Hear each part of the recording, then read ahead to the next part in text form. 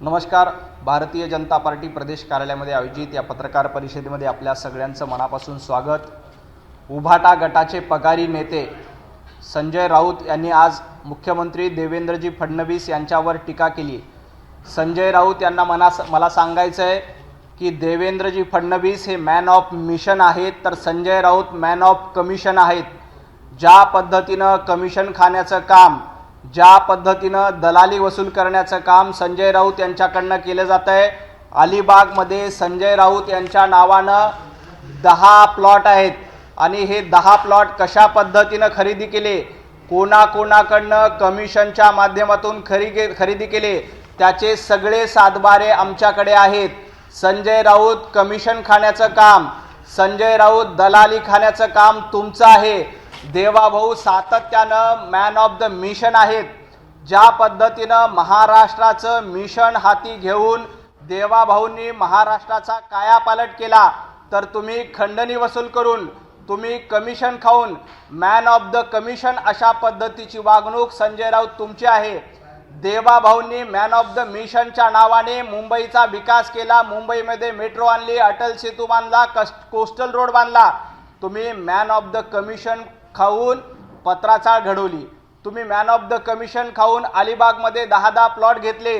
तुम्ही man of the commission म्हणून मुंबईतल्या मराठी माणसाचं घर लुटण्याचं काम संजय राऊत तुम्ही केलं. त्यामुळे देवेंद्रजींवर टीका करण्याची तुमची पात्रता नाही. मॅन ऑफ द मिशन असलेल्या माणसावर तुम्ही टीका करू नका. देवाभाऊंनी सातत्यानं महाराष्ट्राचं हित बघितलंय, महाराष्ट्राचा विकास बघितला.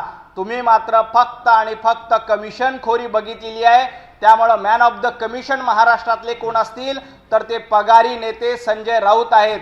उद्धव ठाकरे यांच्याकडनं पगार घेऊन ज्या पद्धतीनं तुम्ही पगारी नेतृत्व करताय, तुमचं पगारी नेतृत्व महाराष्ट्राला माहिती आहे. Devabhau man of the mission, तर Sanjay Raut man of the commission आहेत. काल मुख्यमंत्र्यांनी उद्धव ठाकरे गटावर टीका केल्यानंतर संजय राऊतांनी आज सातत्यानं अनेक वेळा मुख्यमंत्र्यांवर टीका केली आहे. देवेंद्र फडणवीस हे बुळचट आणि कुळचट मुख्यमंत्री असं त्यांनी. बावळट आणि खुळचट कोण होतं हे महाराष्ट्रानं बघितलंय. 2.5 वर्षाच्या काळात बावळटपणा कुणी केला होता, 2.5 वर्षाच्या काळात खुळचटपणा कुणी केला होता. बावळट मुख्यमंत्री म्हणून कुणाकडे महाराष्ट्र बघतोय हे आम्हाला माहित आहे. संजय राऊत, देवेंद्रजी फडणवीस हे काय आहेत महाराष्ट्रानं एकदा नाही, दोनदा नाही, तर 3दा बघितलंय. देवाभाऊंना 3 वेळेला महाराष्ट्रानं भरभरून आशीर्वाद दिलं आणि 3 वेळेला मुख्यमंत्री केलं. त्यांना तुम्ही बावळट म्हणतात. अहो, बावळट आणि खुळचट तुम्ही होतात. महाराष्ट्राचे बावळट मुख्यमंत्री कोण आहेत ही जर का स्पर्धा घेतली तर त्याच्यामध्ये उद्धवजी ठाकरे यांना निर्विवादपणे पहिल्या क्रमांकावरचं यश मिळेल. अशा पद्धतीचा बावळटपणा 2.5 वर्षाच्या कारकिर्दीत केला जातो. बावळटपणा काय असतो तर 2.5 वर्षामध्ये 2.5 दिवस मुख्यमंत्री म्हणून मंत्रालयात जाणं याला बावळटपणा म्हणतात. 100 कोटीची रोज वसुली करणं याला बावळटपणा म्हणतात. मुंबईमध्ये मराठी माणसाला बेघर करणं याला बावळटपणा म्हणतात. मुंबईतल्या मराठी माणसाचं कमिशन खाणं याला बावळटपणा म्हणतात. मुंबईमध्ये कोविडमध्ये माणूस मरत असताना घरात बसून राहणं याला बावळटपणा म्हणतात. ज्या पद्धतीनं वाझे काय लादेन आहे का अशा पद्धतीचं वक्तव्य करणं याला बावळटपणा म्हणतात. त्यामुळं बावळटपणाचं शिलेदार, बावळटपणाचं नेतृत्व कोणाचं आहे हे महाराष्ट्राची जनता ओळखून आहे. एक मिनिट. शेतकरी प्रश्नांच्या संदर्भात जी मदत करतं मराठवाड्यात पोहोचते त्या संदर्भात सुद्धा त्यांनी टीका केली आहे. शेतकरी मदतीच्या संदर्भात फडणवीस कंजूस आहेत आणि ते त्याच पद्धतीनं हळूहळू शेतकऱ्यांना मदत करतात असं त्यांनी. देवाभाऊ कंजूस नाहीत, तर देवाभाऊ दिलदार आहेत. देवाभाऊंनी 2017ला कर्जमाफी केली आणि महाराष्ट्रातल्या शेतकऱ्यांना दिलासा दिला. उद्धवजी ठाकरे कंजूसपणा काय असतो तुमच्या दुष्काळ दौऱ्यामध्ये आम्ही बघितलं. शेतकरी तुम्हाला विचारत होता की आम्हाला काहीतरी मदत करा, तेव्हा उद्धवजी ठाकरे म्हणत होते की माझे हात रिकामे आहेत, माझे हात रिकामे आहेत असं म्हणणं याला कंजूसपणा म्हणतात. तर शेतकऱ्यांचा सातबारा कोरा करून शेतकऱ्याला आधार देणं याला दिलदारपणा म्हणतात. आणि देवेंद्रजी फडणवीस सातत्यानं इथल्या शेतकऱ्यांच्या पाठीशी उभे राहिलेत. उद्धवजी ठाकरे तुमच्या तोंडावर मराठवाड्यातल्या शेतकऱ्यांनी सांगितलं की आम्हाला तुमच्या कर्जमाफीची दमडी देखील मिळाली नाही, त्याला कंजूसपणा म्हणतात, तर 2017 साली जी कर्जमाफी देवेंद्रजींनी केली त्याला दिलदारपणा म्हणतात. त्यामुळे कंजूस तुम्ही आहात. पगारी नेते संजय राऊत यांनी कंजूसपणाच्या भाषा करू नयेत. कंजूस मुख्यमंत्री काय होते आणि दिलदार मुख्यमंत्री काय आहेत? देवाभाऊ दिलदार आहेत, त्यामुळे एकदा नाही, दोनदा नाही, तर तीनदा त्यांना निवडून दिले. पंतप्रधान नरेंद्र मोदींवर एक त्यांनी टीका केली आहे की मराठवाड्यातला शेतकरी मदतीच्या प्रतीक्षेत आहे, तो याचना करतोय आणि आता पुढच्या आठवड्यात पंतप्रधान मोदी येतील, सभा घेतील आणि सभेच्या माध्यमातून शेतकऱ्यांना मदत दिल्याचं जाहीर करतील. मोदींची नक्कल केली त्यांनी या सगळ्या. खरं तर तुम्ही शिवाजी पार्कवर, शिवतीर्थावर जी सभा घेतली त्या सभेमध्ये 1 रुपयाच्या मदतीची घोषणा तुम्ही केली नाही. साधा बिस्किटचा पुडा तुम्ही दिला नाही. पंतप्रधान नरेंद्र मोदीजी असतील, देवाभाऊ असतील, सातत्यानं शेतकऱ्यांच्या सोबत आहेत. पहिल्या टप्प्यामध्ये 2,500 कोटी शेतकऱ्यांच्या खात्यावर जमा होत आहेत. एवढंच नाही तर दिवाळीच्या पूर्वी सर्व शेतकऱ्यांना मदत दिली जाईल हे देखील आम्ही सांगतोय आणि त्याचा पहिला हप्ता हा दिवाळीच्या आधी प्रत्येक शेतकऱ्यांच्या खात्यामध्ये जमा होईल. जे पूरग्रस्त आहेत, ज्यांच्या घरामध्ये पूर गेला, अशा प्रत्येकाला 10,000 रुपयाची मदत राज्य सरकारकडनं केली जाते. तुम्ही काय केलं? तुम्ही 1 रुपया देखील दिला नाही. तुम्हाला फक्त कोरड्या घोषणा करायचं माहिती आहे. तुम्ही मुख्यमंत्री असताना, तुमच्या आठवणीसाठी सांगतो, कोकणामध्ये तोक्ते वादळ आलं होतं. सुपारीच्या बागा उद्ध्वस्त झाल्या होत्या. कोकणातील त्या दुष्काळग्रस्त शेतकऱ्यांना, कोकणामध्ये तोक्ते वादळामध्ये ज्यांचं नुकसान झालं, अशा एकाही शेतकऱ्यांना उद्धवजी ठाकरे मुख्यमंत्री असताना 1 रुपया मिळाला नव्हता. कोकणामध्ये सुपारीच्या बागा उद्ध्वस्त झाल्या होत्या, शेतकऱ्यांचे आयुष्य उद्ध्वस्त झाले होते. उद्धव ठाकरे मुख्यमंत्री होते. उद्धव ठाकरेंनी फक्त 2.5 तासाचा दौरा केला होता आणि आजपर्यंत कोकणातल्या त्या शेतकऱ्यांना 1 रुपया देखील मिळाला नाही. उद्धवजी ठाकरे जरा त्यांना मदत करायचं बघा. महायुतीचं सरकार आल्यानंतर कोकणातील त्या शेतकऱ्यांना मदत झाली. त्यामुळं तुम्ही अशा विनाकारण व्यर्थ बडबड करण्याचं काम पगारी नेते संजय राऊत यांनी करू नये. पुणे मेट्रोमध्ये 12,000 कोटीचा मलिदा खाल्ला असा एक आरोप त्यांनी. खरं तर मलिदा खाण्याची परंपरा ही संजय राऊत आणि उभाटा गटाची आहे. मी मलिदा खाण्याचं एक उदाहरण तुम्हाला देतो. महाराष्ट्रामध्ये महाविकास आघाडीचं सरकार असताना रोज 100 कोटी रुपये वसूल केले जायचे. याचा हिशोब लावला तर जवळपास 9.5 लाख कोटी रुपयाचा मलिदा संजय राऊत तुम्ही खाल्ला. पत्राचाळीमध्ये जवळपास 1,500 कोटीचा मलिदा तुम्ही खाल्ला.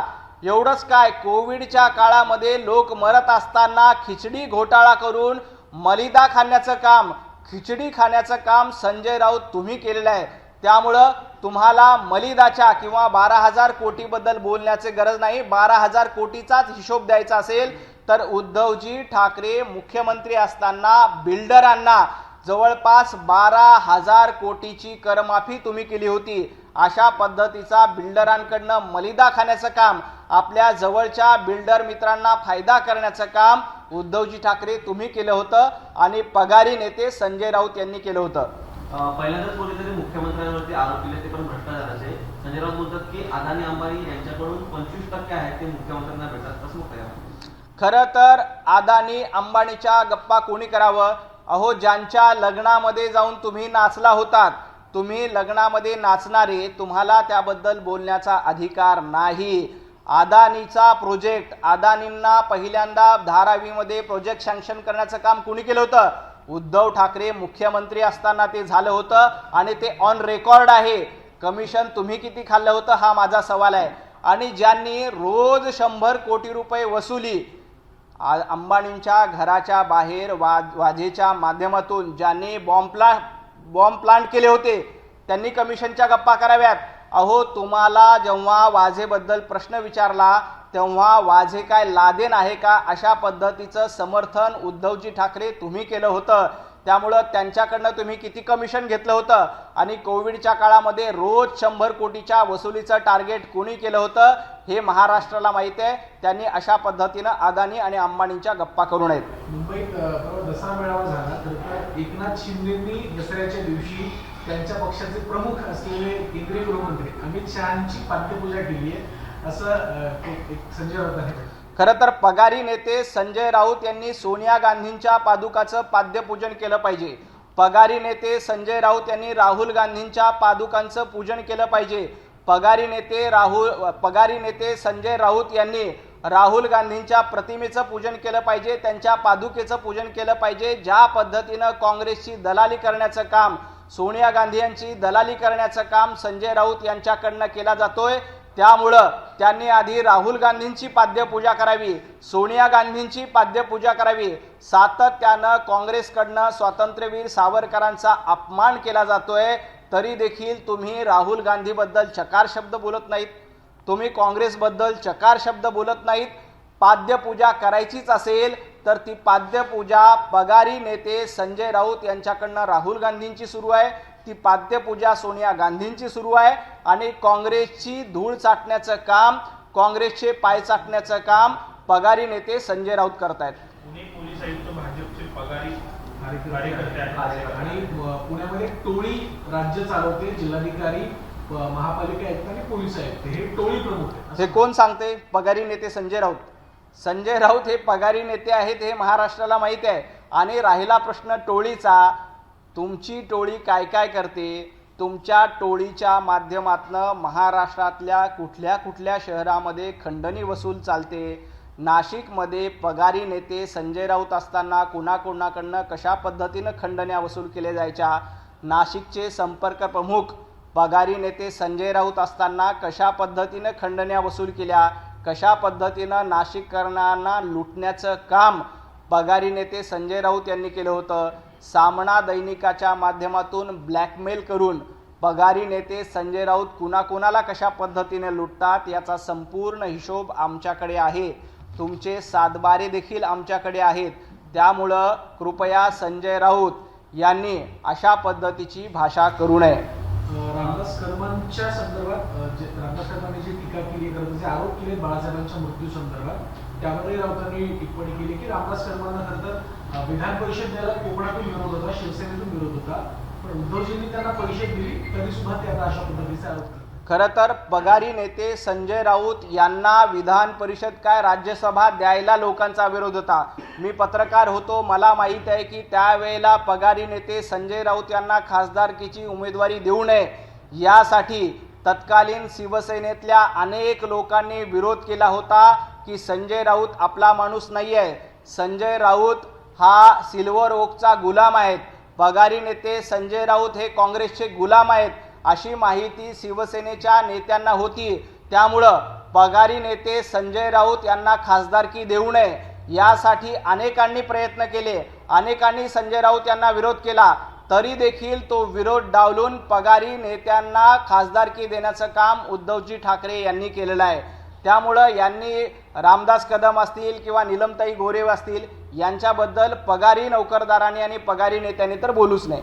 रोहित पवारांनी आरोप केले. काल गौतमी पाटील यांच्या नावात असलेल्या गाडीचा अपघात झाला, त्या ठिकाणी चंद्रकांत पाटलांचा एक व्हिडिओ आहे, तो सोशल मीडियामध्ये व्हायरल होतोय. त्यांनी प्रश्न केलाय की तुम्ही तुमच्या मतदारसंघातील नामचीन गुंड आहेत, ते भारताबाहेर पळून गेले, महाराष्ट्राबाहेर पळून गेले, त्यांच्या अटकेसाठी तुम्ही पोलिसांवरती दबाव टाकत नाही, तर ह्या कारवाईसाठी पोलिसांवर दबाव टाका. मी चंद्रकांत दादांचा तो व्हिडिओ बघितलेला नाही, परंतु माझा रोहित पवार यांना सवाल आहे, तुमच्या सरकारच्या काळामध्ये कशा पद्धतीनं गुंडगिरी केली जात होती? तुमच्या सरकारच्या काळामध्ये कशा पद्धतीनं शेतकऱ्यांवर गोळीबार केला जात होता? तुमच्या सरकारच्या काळामध्ये पुण्यामध्ये कशा पद्धतीनं टोळी युद्ध केलं जात होतं? याचं आत्मपरीक्षण रोहित पवारांनी पहिल्यांदा करावं आणि मग इतरांवर बोलावं. राज्य सरकारने नाईट लाईफच्या संदर्भात एक निर्णय घेतला, त्यावर आता काल आदित्य ठाकरेंनी भाजपला उद्देशून ट्विट केलंय की जेव्हा माझ्या काळामध्ये आम्ही नाईट लाईफच्या संदर्भात निर्णय घेण्याचा प्रयत्न केला, भाजपने तेव्हा टीका केली. आता नेमकं भाजपचं मत नाईट लाईफ बद्दल का बदललं, भाजपनं भूमिका का बदलली असं प्रश्न केला. पब, पार्टी आणि पेंग्विन याचं समर्थन करणाऱ्या आदित्यजी ठाकरे यांनी कृपया नाईट लाईफबद्दल न बोललेलं बरं. त्यांचे काय काय कारनामे आहेत हे महाराष्ट्रासमोर आमचे नितेशजी राणे वेळोवेळी आणतात. एबीपी माझा, उघडा डोळे बघा नीट.